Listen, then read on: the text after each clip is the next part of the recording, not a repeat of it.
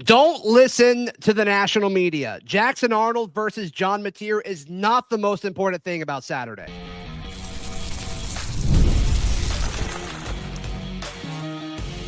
You are Locked On Auburn, your daily podcast on the Auburn Tigers. Part of the Locked On Podcast Network, your team every day. Yes, welcome on into Locked On Auburn, your daily Auburn Tigers podcast. I'm your host, Zac Blackerby, and thank you so much for making Locked On Auburn your first listen every single day. We're dapping it up with Darrell Dapprich, Montgomery radio legend, hanging out with us. Jackson Arnold's lack of intel. Well, we had a take on that earlier in the week. Darrell's pushing back on it, as well as we each share a potential breakout player for Auburn against the Oklahoma Sooners on Saturday. But look, national media, regional media, and heck, even Auburn media, talking about Jackson Arnold versus John Mateer on Saturday.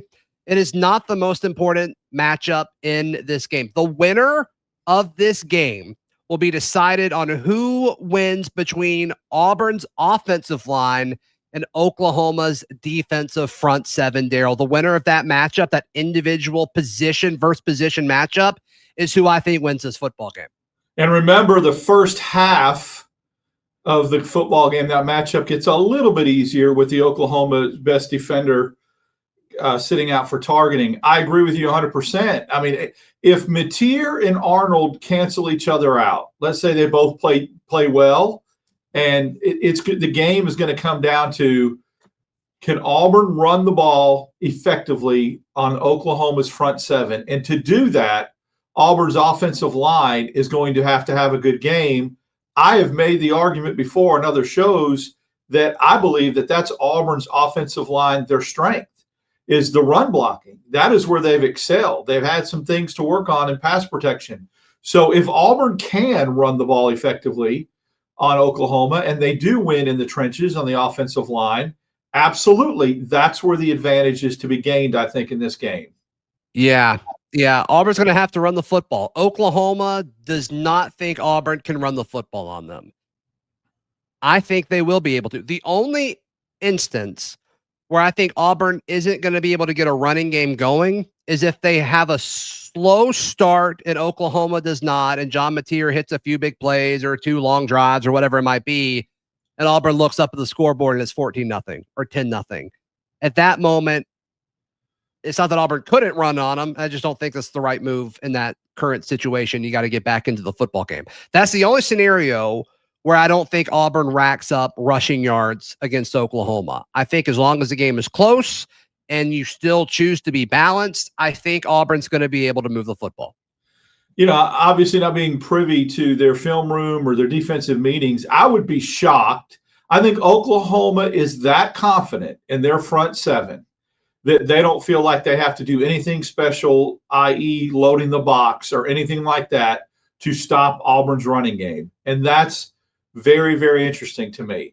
I think Auburn's going to be able to run the game if Oklahoma doesn't load the box. If Oklahoma loads the box and switches at some point, then you have to recalibrate, and then Auburn should start getting some plays through the passing game. But I mean, don't you agree? I think that they feel that good about their defensive front that they're like, we don't have to load the box. We'll be able to stop you just playing normal defense. Yeah, in fact, so tomorrow's episode is a crossover with John Williams and Jay Smith. They co-host Locked On Sooners, great guys. That crossover drops tomorrow. I just got done recording it. And just sneak peek, one of the things that John mentions is that he believes that they're going to feel good about it. They're just going to put 7 in the box, and they're going to drop, drop 4, I guess, and they're going to say, hey, yeah, we think we can stop you. And Auburn's not going to be able to run against that box of Oklahoma. And look, if they're right, this game's not close, Darrell. I get that. What have they seen and who have they played that they feel that confident and that arrogant that to say it so much with their chest? Like anything that I'm talking about, anything that I'm talking about this game, I'm kind of saying it with a little bit of a question mark behind it. Can Auburn? Will Auburn? Right? Not they will. And yeah, they played Michigan. I get it. I feel personally that Baylor is more explosive offensively than Michigan. I agree I with feel that. like it's harder to keep Baylor to 24 points than it is Michigan. So what is this narrative and this automatically, and Baylor went through this and learned the hard way, this automatic assumption that, oh, it's, we're going to put 7 and we'll stop you, no problem. Auburn ain't Temple, okay? They're not whoever Oklahoma played in the first game that they blew out. I get it. Michigan's ranked. But do we really think that Michigan's offense is better than Baylor's? No, we don't. And I'm not saying that Auburn's going to keep Oklahoma into the same scoring average. My point is, we don't know. And to act like you do so emphatically is actually a little bit comical to me. It is interesting how confident they are. And it's not like, I guess it's because is that the Mateer effect? But that's not really what I'm hearing. I'm not really hearing Oklahoma fans gas up Mateer. It's this defense. And I don't think their defense is bad. I want to be very clear. I think their defense, it might be the best defense that we play this year. Like, there's a very real chance of that. We'll see how Georgia and Alabama and A&M continue to develop, but there's a chance at the end of the year we look back, it's like, yeah, that Oklahoma defense, especially in Norman, was our toughest situation for our offense. But there are so many assumptions of like that their corners are going to be elite, and they've got some young guys back there that they're having to cover a guy like Cam Coleman for the first time in their college football career. Now, is Auburn and the play calling going to be able to capitalize on something like that? I think that's a question worth asking for sure. But to act like that's not going to be a factor, I do think is a little surprising for sure. I don't have a problem with predictions. I don't have a problem with making assumptions. I guess my problem is this. Things can change rather quickly. You can feel really, really confident about a particular position group on your team and talk them up for a long time and it not come to fruition. And I'm speaking out of experience. Okay. I was ready to give Auburn secondary, and there's still a lot of time left, but I thought they were elite. I used words like that. And we have found out that there's some things they got to work on. Yes. So you just don't know yet. You'll know after this game. And if they do stop the run with 7 and they keep Auburn under 100 yards on the ground, I will tip my hat and say that's the best defense Auburn will see all year. And kudos to you guys for. But nothing that we've seen on either side to this point. Dress rehearsal is the comments that I keep hearing, and it's absolutely true. This has been nothing we've seen on either side can emphatically say, Auburn is no slouch running the football. They're not. And so to think you can do it just playing kind of a base defense is very, very interesting. And again, I'll go back and say it for the third time. Baylor's offense was more potent, I think, than Oklahoma's, so we'll see. And Robertson's done a lot better job of taking care of the football than Mateer has. Now, granted, Mateer's a really good quarterback. I'm not downplaying him. Yeah. I just think that I could make the same argument and go, well, Auburn's seen a better passing offense than Oklahoma has, but they'll be able to slow that down some. We don't know. And to say that is arrogant and purely guessing and speculating. Yeah. And look, they might be right. Somebody's going to be right. Somebody's going to be right and somebody's going to be wrong for sure. Okay. I think Malcolm Simmons breaks out for Auburn. And there's another name to pay attention to as well. That's next, right here on Locked On Auburn. Today's show brought to you by our friends at Mazda. Mazda delivers confidence with every ride, with more IIHS top safety pick plus awards than anyone else. They also have they craft cars for those who deserve more than simply move. From footwork to breathwork, athletes sweat all the details. Mazda brings the same intention to how they craft every model. You can feel Japanese craftsmanship in every detail, from the metallic accents to available Napa leather upholstery. You can make everyday drives feel like anything but, from smooth handling to intuitive controls. Like our players, we sweat every detail, because when you make every move count, impossible becomes irrelevant. Mazda, move and be moved. Today's show also brought to you by our friends at DoorDash. It's almost the weekend. Time to look back and crown this week's MVP on Who Delivered, powered by DoorDash. Just like you can win every Saturday with DoorDash Streaks, saving more every time you order. These players delivered when it mattered most. Let's break it down. You got to say Jeremiah Cobb delivered this past week, second straight 100-yard game. And just like Jeremiah Cobb delivered for the Auburn Tigers, DoorDash delivers your Saturdays with DoorDash Streaks.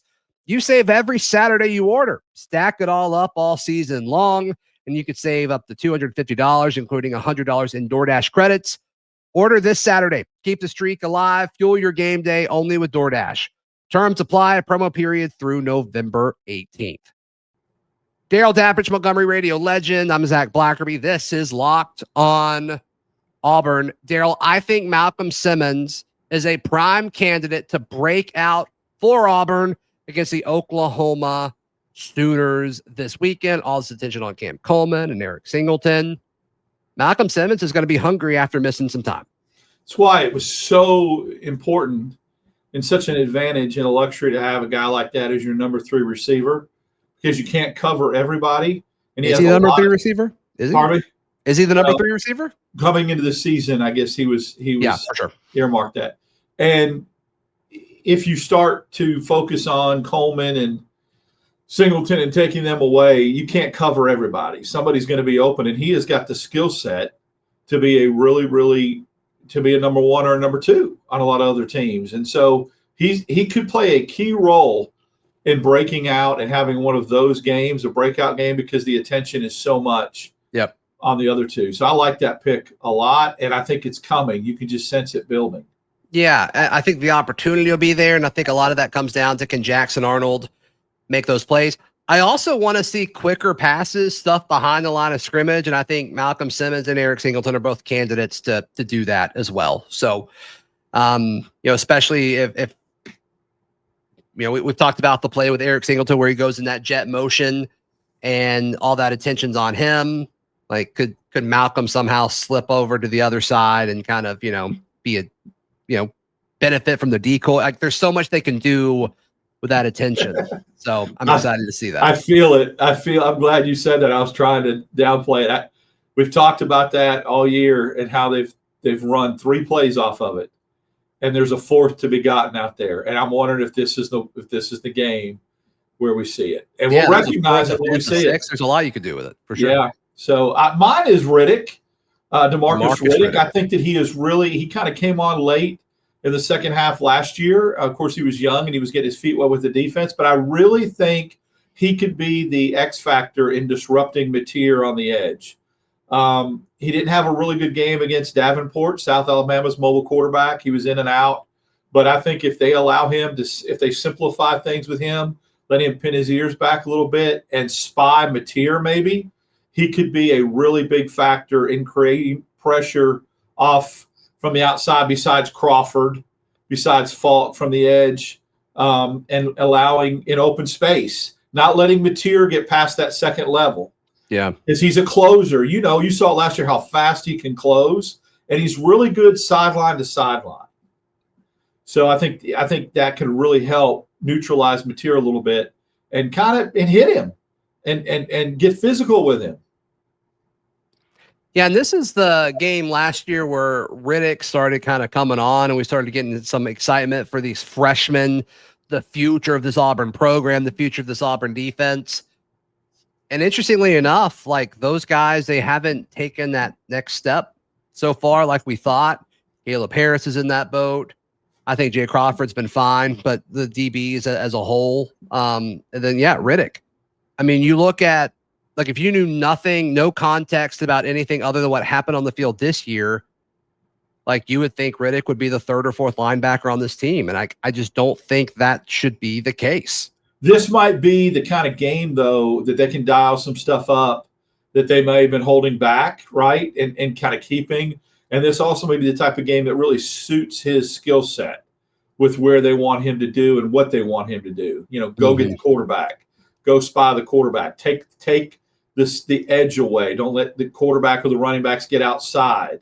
Seal the edge, so to speak. He's good at that. And like I said, he's very good at closing and tackling at space. And if he can do that with Mateer showing the propensity to kind of throw a couple picks here and there, maybe with a couple of hurry throws, we'll see. I think Mateer's a really, really good quarterback, and I think he creates a problem because of his mobility. And I think a player like Riddick, you're going to really have to count on. He's really going to have to have a good game.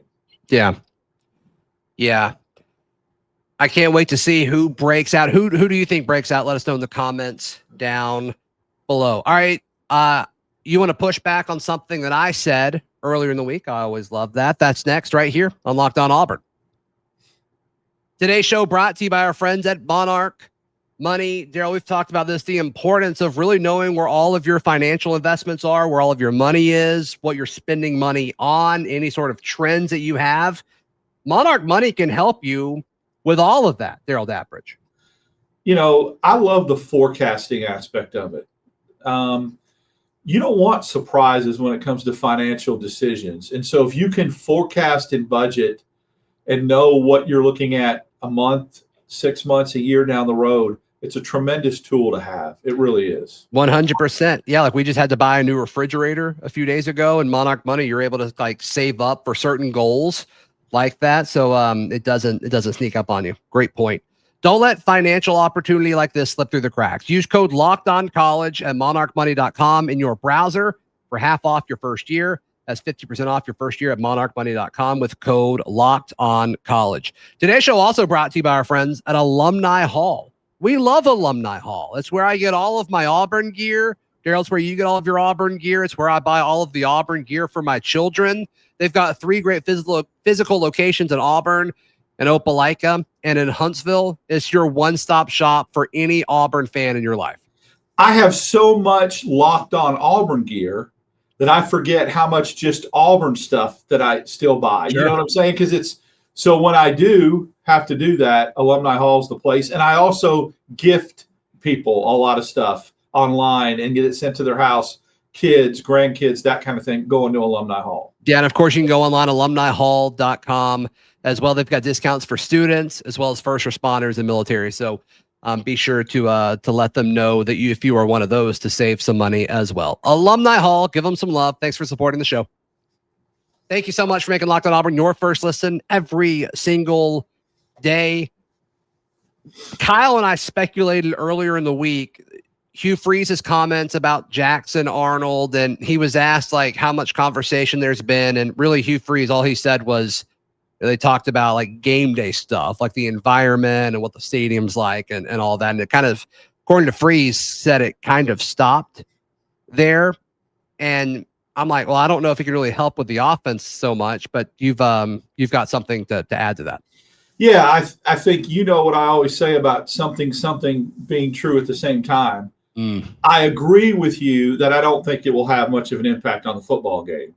That Jackson Arnold maybe being playing at Oklahoma last year and being able to give some intel to Hugh Freeze won't be that big of a deal. But I'm 100% convinced and disagree that it's not happening and happening more than Hugh Freeze made it sound like. Hugh Freeze, this is how he should answer questions like this.